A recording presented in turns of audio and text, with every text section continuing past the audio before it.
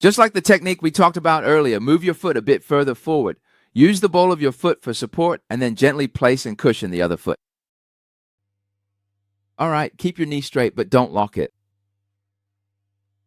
Wow, how did you manage to start shaking in just 1 second?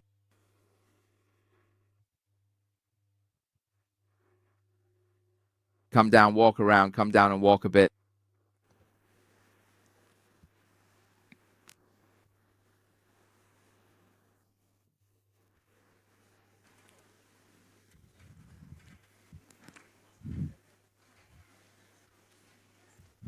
Let me tell you. Don't laugh at him. Do you agree that most of your members aren't as fit as he is? After all, he's a coach. He's a pretty strong male coach. Just think about your female members.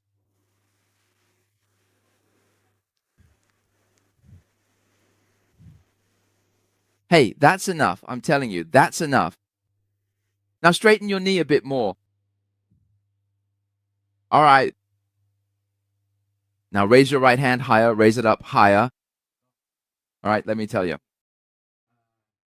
The higher you push your right hand up, the more you press your left foot down.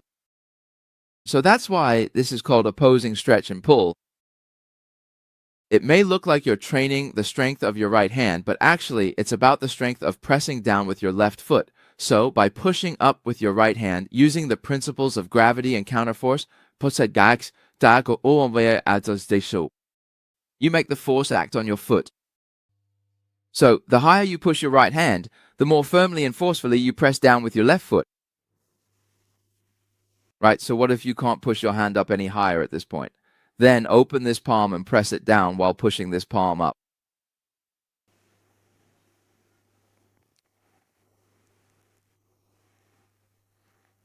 Here's the problem. If his left foot is supporting him, his pelvis should be rotating to the left, right? When he pushes like this, his rib cage should rotate in the opposite direction to his pelvis, correct? So what about now? Now they're in the same direction and the head is tilted. So at this point, in order to connect them together, because standing like this will cause poor posture, so push this hand forward and downward and then rotate this hand again. Yes, rotate it like this. Right, now it turns to the same side, to the right side. His pelvis is turning to the left, so does his rib cage need to turn to the right? Right? So that's why when you push, it has this direction, this orientation. It must be in this direction.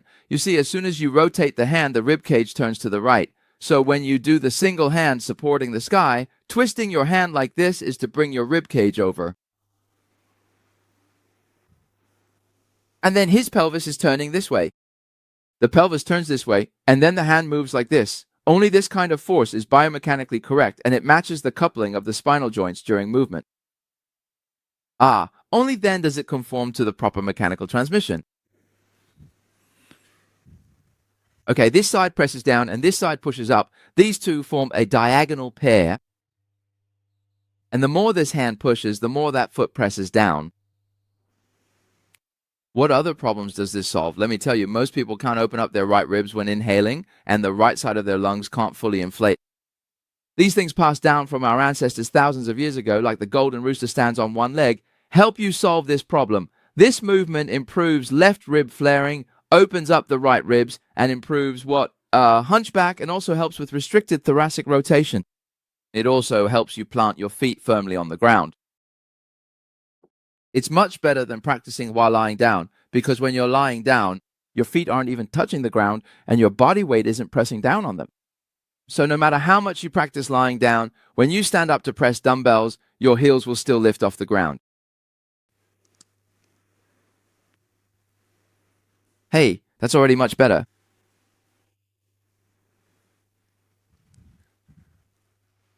That's good. All right, walk around a bit. Now walk around. Let me see if you've really activated the muscles. Only when you've truly activated them will I let you start doing the movements. Everything I've had him do so far has been regressions, right? Because he hasn't lifted his leg yet. So how do you feel when you walk now? All right then. Why don't you go ahead and come on up here now? He said his glutes already feel pumped, so let's go. Now you're going to start doing the real single leg stance where you have to lift your foot. Yes, first lift your foot. Let me take a look. Not bad. As soon as you lift your foot, at the very least, your pelvis turns to the left, right? Before, when you lifted it, it would turn to the right. Slowly and carefully. Straighten your knee all the way out.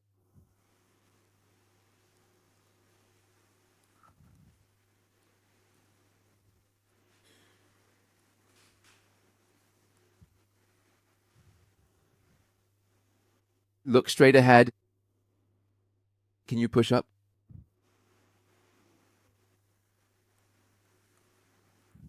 So, this is what I talked about on the first day. You haven't even learned how to stabilize your stance, and you're already trying to do standing presses with 20 kilogram or 30 kilogram dumbbells.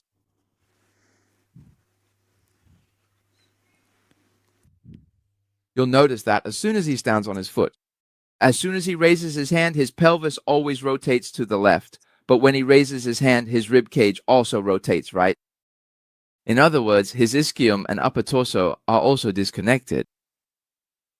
Normally, when I'm supporting myself and my pelvis rotates to the left, my rib cage will automatically rotate to the right to balance it out, right? Do you know why he's always wobbling? It's because his rib cage and pelvis are rotating in the same direction, so he's unbalanced.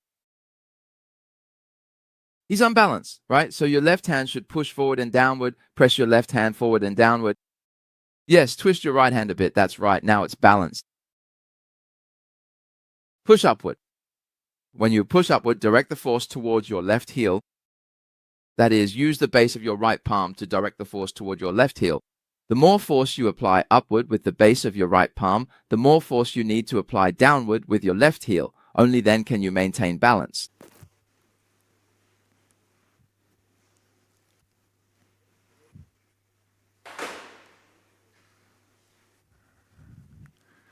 All right, you'll notice that his rib cage has rotated again, and his pelvis has also rotated along with it.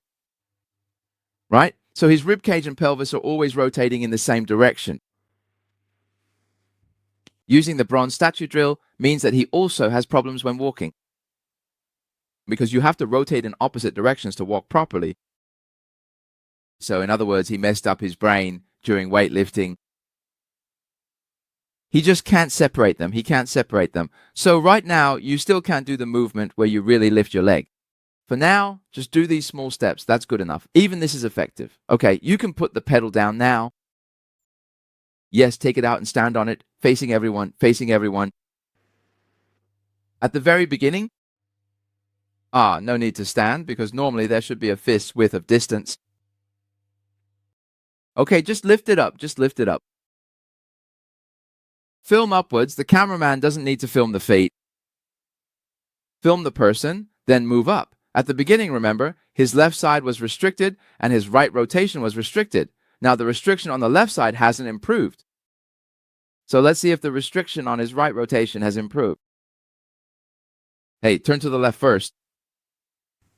First, turn your chest, your thorax to the left, okay? This is the main thing. We haven't even looked at the right side yet. Right, now turn to the right. Has it improved? Yes. So what does that mean? I don't even need to stretch the oblique muscles at all. There's no need to do anything else. As long as the mechanical transmission from the bottom up is smooth, your rotational restriction will improve. Do you know what happens if rotational restriction never improves? Your thoracic curve will become straighter and straighter. That's why you see so many people with a straightened thoracic curve. It's because they don't rotate when they walk. When they walk, their thorax doesn't rotate. When you walk, if your chest is already straight, with every step you take, there's rotation to both sides, and that opens up the areas that are stuck. At this point, your thoracic curve straightening will improve. So it's not actually the thoracic vertebrae themselves that improve the straightening, but rather the feet. It's about where and how the feet bear weight. If your feet are always pressing on the outer edges, if you always step on the outer edges, both sides get tightened at the same time, and then you can't rotate. Right? It's like having a rope on both sides, pulling the outer edges tight. When both sides are pulled at the same time, it ends up pulling backward. Because your heels are pressing on the outer edges, the force goes outward and backward, so your thoracic vertebrae get locked in an extended position and you can't rotate. So when the weight on your feet shifts from the outer edge to the inner edge, that's what allows rotation. Your lower body can then rotate. In professional terms, this is called pronation. You can also think of it as internal rotation. If your lower body can internally rotate, then your upper body will improve as well. Let me tell you something else. Then I can have you stand up and try it. For example, have him raise his left arm, your left shoulder, straight up. Now look at how his ribs flare out, right? You can also try it yourself. In a moment, I'll let you try. Watch closely. Now stand a bit to the side like this so you can see the rib flare. Lower your arm, then raise it again. Every time he raises his left arm, his ribs flare out on the left side. Now, I'll do a test with him and let you see. Bring that board over here. Okay, now place the inside of your left foot on the board. The inside of your left foot goes on top. That's right, and put your right foot in front. Just touch the ground lightly with your toes.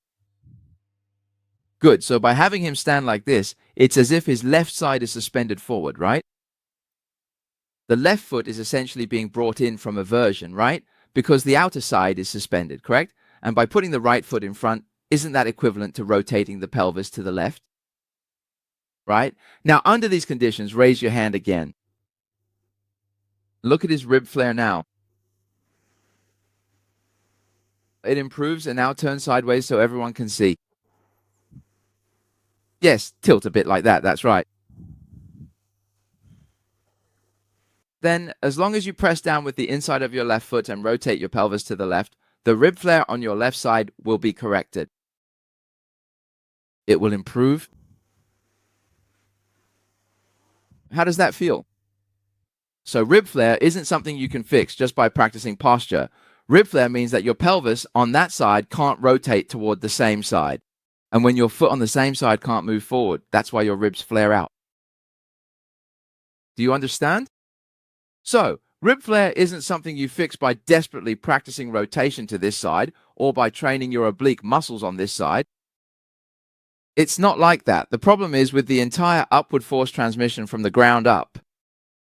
Isn't it that your foundation is the problem? So now I want each of you to stand up and try it out.